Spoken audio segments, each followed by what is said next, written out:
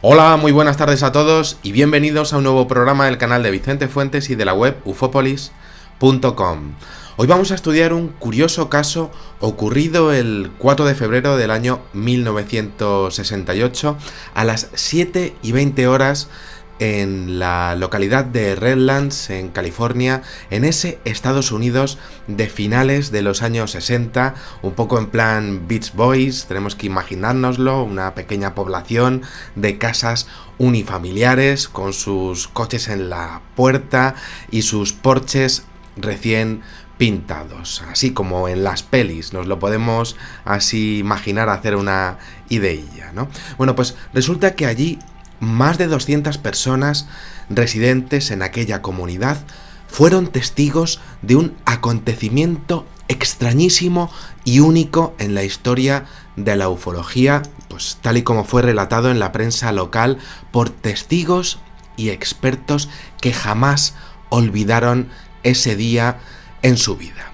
Estamos hablando de un suceso que ha quedado un poco al margen de la investigación OVNI a nivel mundial, pero que merece ser rescatado por lo espectacular que fue, sin lugar a dudas, y bueno, pues por lo impresionante que tuvo que ser la aparición de aquello que se vio. Y os cuento. Allí, centenares de personas de todo tipo pudieron ver en pleno atardecer precioso un disco volador, y estoy hablando directamente de una forma discoidal, a baja altura sobre su población, un disco inmenso, gigantesco, asombroso, sin alas, sin cualquier tipo de fuselaje similar a los aviones, que estaba flotando lentamente en un vuelo totalmente ingrávido y además emitiendo un inquietante zumbido que fue escuchado a kilómetros y kilómetros de distancia.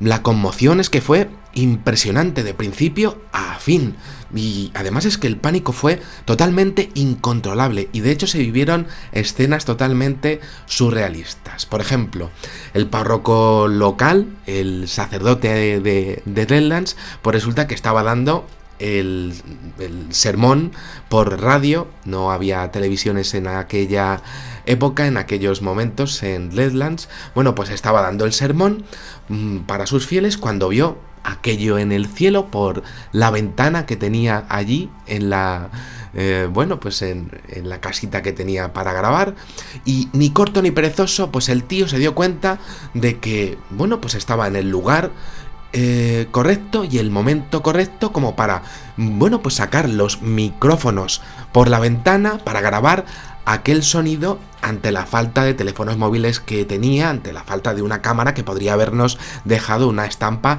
completamente histórica. Y el tío lo hizo, es decir, habría que haberle visto pues sacando el bracillo allí, sacando aquello pues para grabar lo que se estaba viendo en aquella localidad. Y es que fue tremendo, aquel sonido, según dijeron los testigos que tuvieron acceso a la grabación, pues se asemejaba de forma muy sutil al de los objetos voladores no identificados que arrasaban lo que serían las series de ciencia ficción de éxito en aquellos momentos en las televisiones norteamericanas. Era pues como un zumbido así que hemos escuchado muchas veces en las pelis. Pero claro, es que había un problema, y es que todo aquello era totalmente real. Y no solo eso, estaba volando bajo sobre ellos. Y además es que nadie sabía ni qué hacía allí, y sobre todo, ¿por qué les había tocado a ellos llamar la atención de aquel ovni, de aquel objeto volador no identificado? Redlands, un lugar pequeñito en medio de ninguna parte. Bueno, pues allí estaba y nadie sabía por qué estaba allí. Y es que, bueno, pues el disco fue visto por toda la población, aparentemente, bueno, pues que estaba observando aquello, y resulta que fue visto aparecerse de repente y luego pues ir alejándose poco a poco cerca de unas montañas cercanas pues a esa población, pero además alejándose tan pancho y allí pues prácticamente dejándose ver aposta. No se fue rápido como podría haberlo hecho. No, no, se fue tranquilamente, como si la cosa no fuera con él, o bueno, pues como si estuviera haciendo algo que fuera más importante. Le daba igual a aquella inteligencia que estaba detrás de aquel ovni inmenso que estaba apareciendo sobre Redlands. Se fue tranquilamente. Un suceso, como estamos viendo, pues prácticamente forteano. Quizá, como muchos investigadores proponen, una exposición de los miedos de esos centenares de personas materializado en una visión en base a una imaginación colectiva que se mostró así, con esa forma y con nuestras leyes físicas. Bueno, el incidente saltó a la prensa a toda velocidad y, por supuesto, con todos aquellos testigos conmocionados ante lo que acababan de ver. Bueno, pues resulta que comenzaron los reportes, las llamadas a las radios y a los periódicos, y también entre sí, las llamadas entre las más de 200 personas que dijeron haberlo visto, ¿no? Claro, no había internet, no había Twitter, no había Facebook, no había fotos para haberlo sacado en condiciones, y el tema, bueno, pues que pues todo el mundo estaba fascinado, aterrorizado y sobre todo sobreimpresionado. Y claro, lo cierto es que había que hablar de aquello de forma inmediata, y resulta que saltó la liebre. Resulta que se reunieron, bueno, pues en una reunión en la universidad, unos cuantos testigos, de los cuales, pues resulta que no eran tontos precisamente. Eran el doctor en geología, Philip Self, el doctor en matemáticas, Hudson Sanderson, el doctor en química, Reinhold Kranz, y el doctor de la Escuela de Bellas Artes, que era John Brownfield. Creo que lo he dicho bien con mi chusco inglés de Barripi, de mi barrio, ¿no? Del barrio del Pilar, como ya sabéis, ¿no? Y bueno, pues resulta que es que aquella gente estaba súper preparada en muchos temas diferentes, y pensaron en que lo importantísimo del caso pues merecía un estudio científico, y por supuesto que lo hicieron.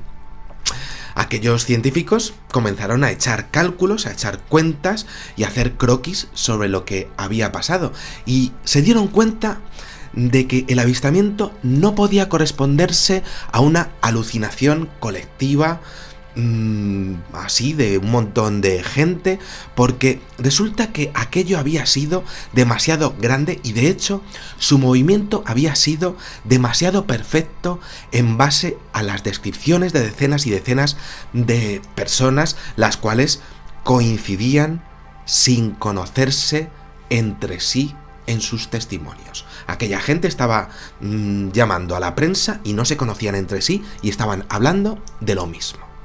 Y claro, estaban diciendo que leches, que aquello no eran alucinaciones colectivas. El objeto había aparecido de pronto, primer factor asombroso, aparecer de la nada, lo hemos visto ya en más ocasiones en el fenómeno OVNI, se había materializado sobre la calle Columbia y la avenida Colton, y después se había desplazado, se había movido. Lo hizo además en una dirección en concreto, y consiguieron trazar la ruta que había seguido en base a diferentes vecinos a los que ellos empezaron a llamar. Claro, llamadas a altas horas de la noche, sacándolos a los vecinos de la cama y preguntándolos sobre un ovni brutal que había aparecido sobre el pueblo.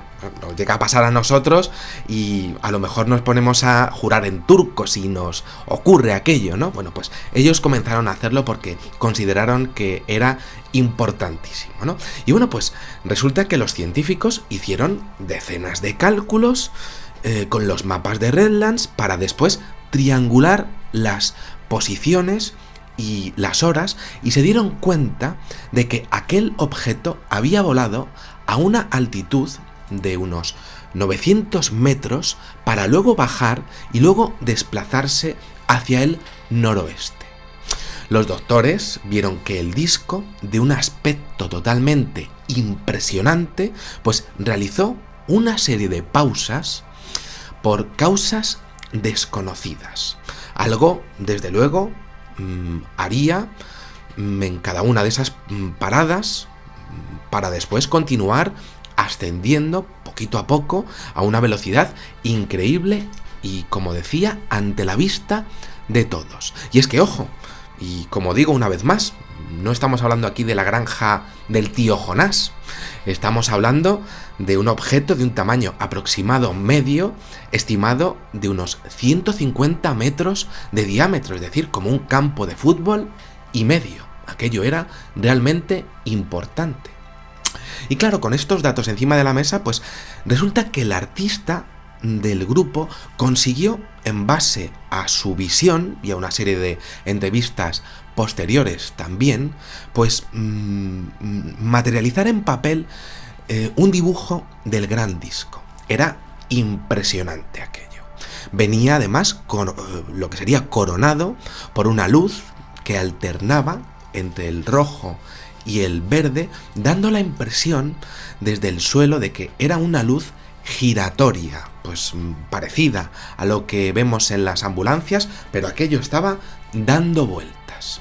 Y claro, ¿qué sentido tendría declarar algo así ante la prensa, jugándote además tu respeto en una población en donde todo se sabe, por supuesto, y en donde te van a tachar de loco y de chiflado si dices lo que sea que se salga de lo normal? Bueno, pues allí estaba pasando aquello, le estaba pasando a cientos de personas que no tuvieron miedo de declarar lo mismo, sin saber que otros estaban haciendo lo mismo, y lo estaban haciendo además tanto entre ellos como a la prensa, a las autoridades y a los científicos que estaban requiriendo de sus datos.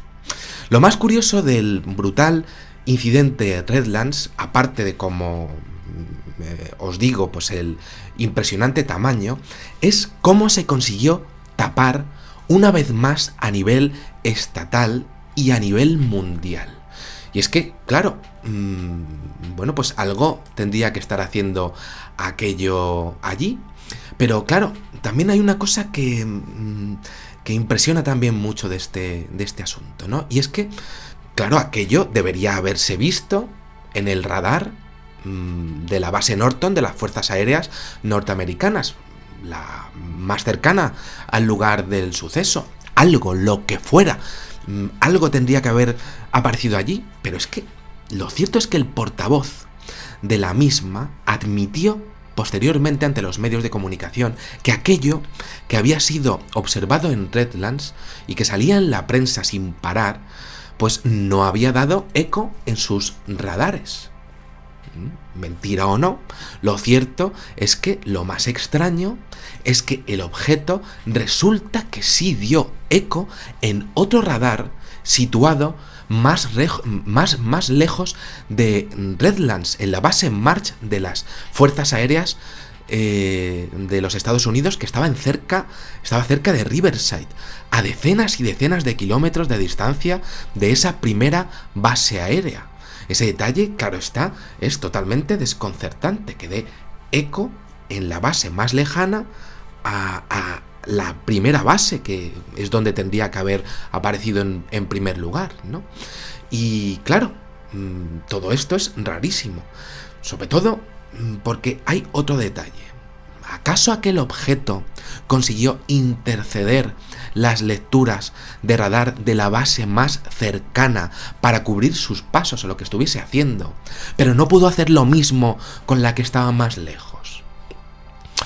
¿Y por qué cortar el eco de radar? Si Estados Unidos podría haber puesto un caza impresionante en la zona si hubiese querido, en el momento mismo de dar eco en la base más lejana. ¿Qué estaba haciendo? Y claro, ¿por qué sería tan importante como para provocar un zumbido? ¿Qué estaba haciendo ese zumbido? Estamos hablando de un experimento sociológico por parte de la inteligencia que se esconde detrás del fenómeno ovni. Son preguntas impresionantes relacionadas con este tema y con este incidente Redlands que a día de hoy siguen sin respuesta y que por supuesto el gobierno pues no va a responder jamás. Por su parte, el doctor de geología, Philip Seff, que se erigió en el líder del equipo de investigación universitario, para mí un héroe auténtico, ¿no?, en aquella histórica noche, pues llegó a una conclusión más que curiosa. Este hombre dijo: el objeto no puede ser atribuido a ningún tipo de aeronave conocido, en base a las visiones conocidas de los más de 200 testigos, a la tecnología de la que constaba y sobre todo a sus dimensiones. Estamos hablando de algo realmente impresionante a nivel de diámetro, ¿no? Y efectivamente este señor pues dijo todo esto y terminó diciendo eso, lo de las dimensiones, ¿no? Aquí tenemos una muestra más de lo que parece esconder el fenómeno ovni. Avistamientos masivos, invisibles al radar más cercano, apariciones sobre poblaciones civiles a baja altura, cambios de altura, materializaciones repentinas y huyendo luego al poco tiempo, ¿qué haría, no? Visiones claras y nítidas de cientos de testigos para ser luego silenciadas de forma infamísima por parte de las autoridades que en aquel momento, pues claro, sí que tenían poder sobre la prensa, pero a día de hoy, pues pueden llegar a ser tóxicas de otras maneras, ¿no? En las redes sociales tienen sin ninguna duda pues estrategias para conseguir parar este tipo de casos, ¿no? Se van, podemos decir, adaptando los gobiernos a las tecnologías de las que disponemos a nivel de comunicación. Y bueno, pues tras todo esto, pues siempre 4 o 5 intrépidas personas buscando detalles de la verdad. El fenómeno ovni en estado puro, con grandísimas preguntas, la misma falta de respuestas de siempre y, por supuesto, la fascinación por el mismo. Eso sí, si quieres acercarte a la verdad sobre él. Nada más, espero que os haya gustado muchísimo este videoprograma, que me ha encantado hacer y que he hecho, como siempre, con todo mi corazón. Espero que podáis suscribiros si podéis y compartirlo en vuestras redes sociales. Y bueno, pues os espero en el siguiente. Muchísimas gracias y, como digo siempre, salud y suerte. Adiós.